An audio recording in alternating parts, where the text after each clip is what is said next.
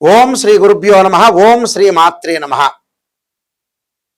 సూర్య భగవానుడు రవిగ్రహము జూన్ 15వ తారీఖు నుండి జూలై 16వ తారీఖు వరకు కూడా మిథున రాశిలో బుధుడి యొక్క క్షేత్రంలో 365 రోజుల తర్వాత, సంవత్సర కాలం తర్వాత మళ్ళీ ఈ సూర్య భగవానుడు బుధుడి యొక్క క్షేత్రంలో నెల రోజుల పాటు ఉంటున్నాడు. రవి ఉద్యోగ కారకుడు, ఆరోగ్య కారకుడు. అంటే హెల్త్ ఈజ్ వెల్త్ అన్నారు, హెల్త్ ఈజ్ గ్రేట్ లక్ అన్నారు.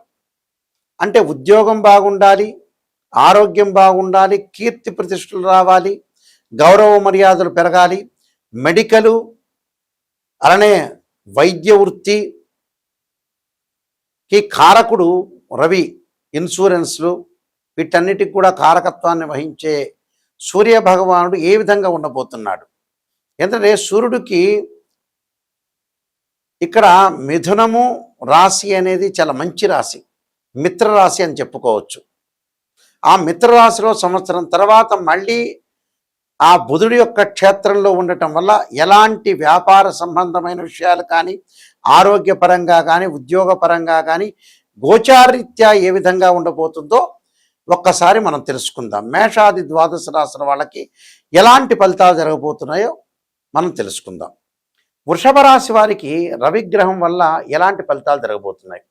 వృషభ రాశి వాళ్ళకి ద్వితీయ స్థానంలో రవి యొక్క సంచారం, అంటే చతుర్థాధిపతి ద్వితీయ స్థానంలో ఉండటం వల్ల కొంత ఖర్చులు నియంత్రణ చేసుకోండి. అనవసరమైన ఖర్చులు పెట్టుకోవద్దండి.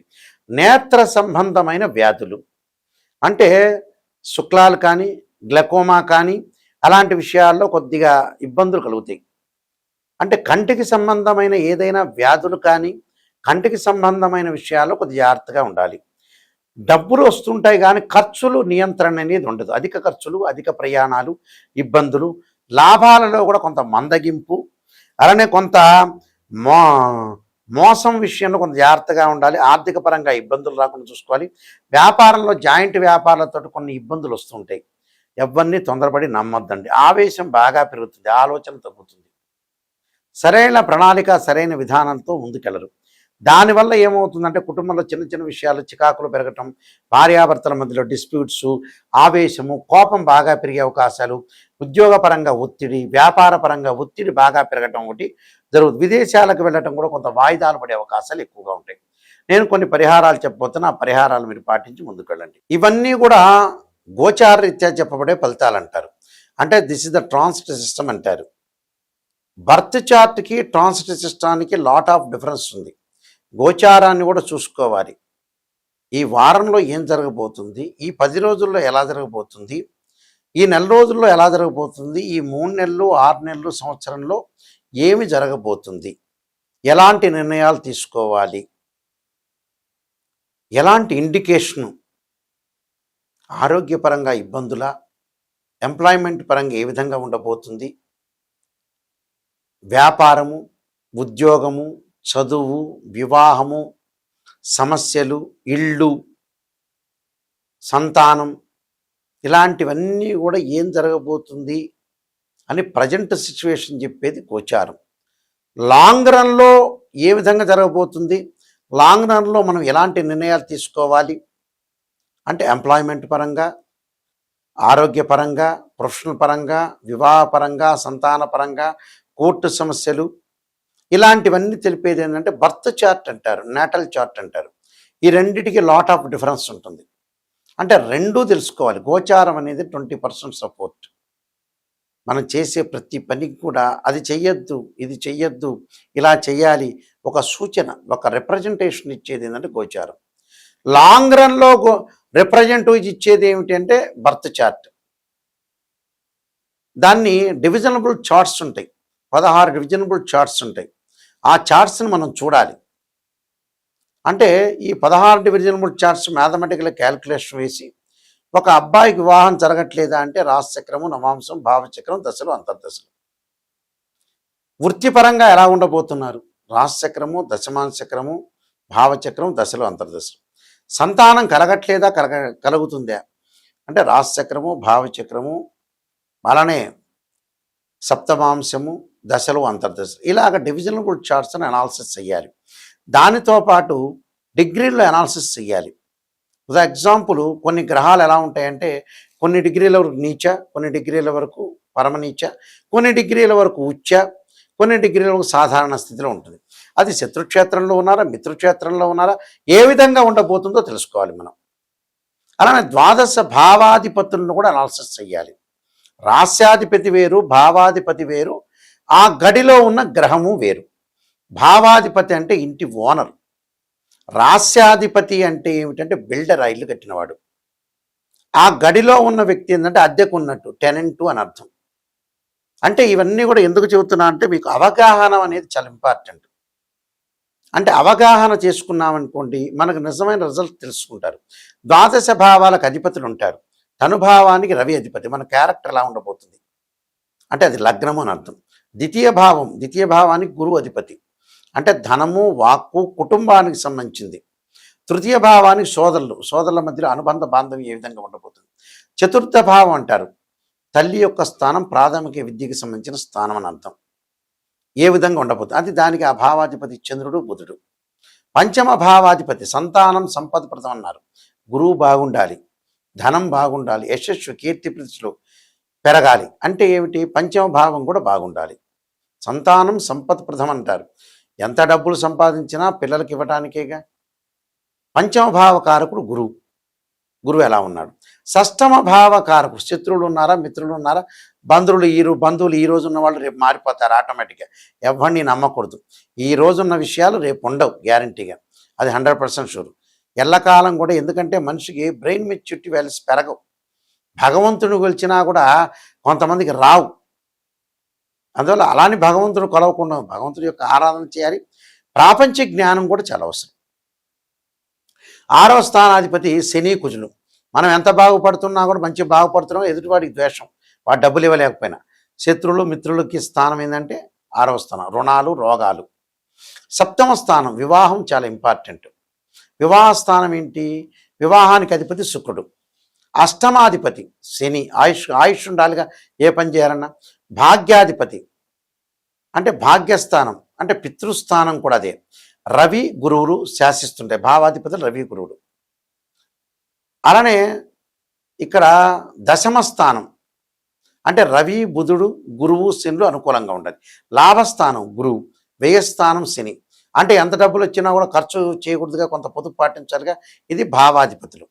మళ్ళీ రాస్యాధిపతులు వేరే ఉంటాయి, గ్రహాల్లో ఉన్న టెనెంట్. ఇలాంటివన్నీ కూడా ఆస్ట్రాలజీ పరంగా తెలుసుకోవాలండి. ఏది పడితే అది చెప్పటం, ఏదో మీకు అనుగుణంగా జ్యోతిష్యులు చెప్పటం, వాళ్ళకి మీరు చెప్పినట్టుగా పొగడండి అని చెప్పటం, దానివల్ల ఆస్ట్రాలజీ పరంగా చూపించుకోవడం అనవసరం.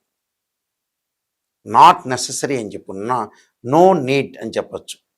నిజంగా నెగిటివ్ అనేది తెలుసుకుంటే ఆ నెగిటివ్ని పాజిటివ్ చేసుకోవటం ఎలాగా, జీవితంలో ఆరోగ్యపరంగా ఇబ్బందులు కలుగుతున్నాయి జాతకంలో తెలుసుకుంటే ఆ ఆరోగ్యాన్ని మనం ఓవర్కమ్ చేయగలుగుతాం.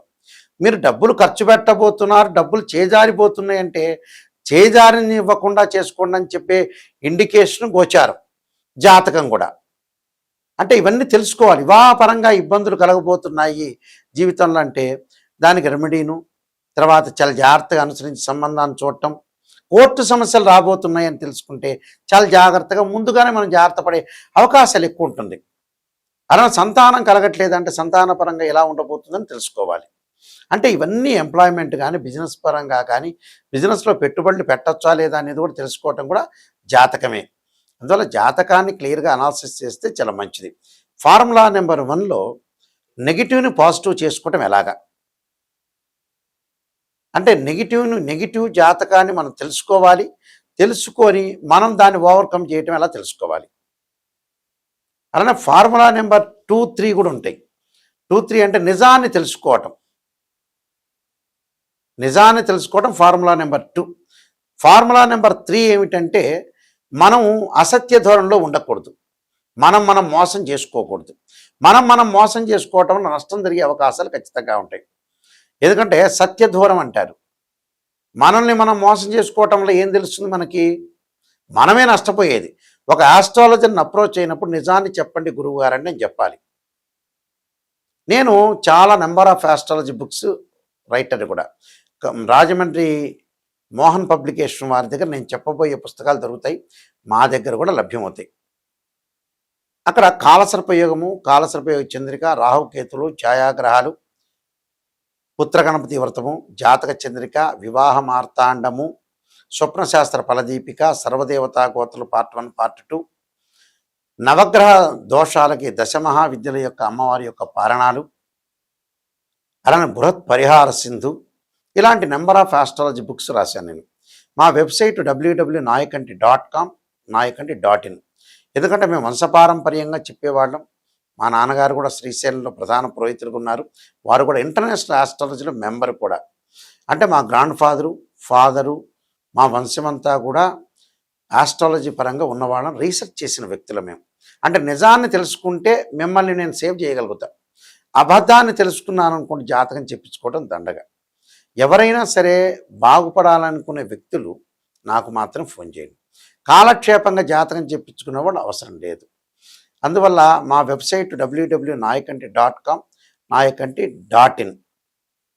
అయితే ఇవన్నీ కూడా జాతకపరంగా రవిగ్రహం అనేది మన జాతకంలో దోషం ఉందంటే మాతాంగి దేవి యొక్క ఆరాధన చెయ్యాలి. ఆదిత్యాయుధ్నే సహస్రమూర్తాయ ధీమే తన్నో సూర్య ప్రచోదయాత్, ఆదిత్యాయుధ్నే సహస్రకిరణాయ ధీమే తన్నో సూర్య ప్రచోదయాత్ అనే మంత్రాన్ని అగ్నిదేవుణ్ణి ఆరాధన చెయ్యండి. రుద్రుణ్ణి పరమేశ్వరుని ఆరాధన చేయండి. తత్పురుషాయుధ్నే మహాదేవాయ ధీమే తన్నో రుద్ర ప్రచోదయాత్ అనే మంత్రాన్ని గోధుమలు, ఎర్రని వస్త్రము, ఎర్రని పూలు, ఎర్రని గొడుగు, ఎర్రని వస్తువులు బ్రాహ్మణుడికి దానం చేయండి. గోధుమతో ఉన్న ప్రసాదాన్ని ఆదివారం రోజున దేవాలయంలోకి ఇచ్చి భక్తులందరికీ కూడా వితరణ చేయమని చెప్పండి.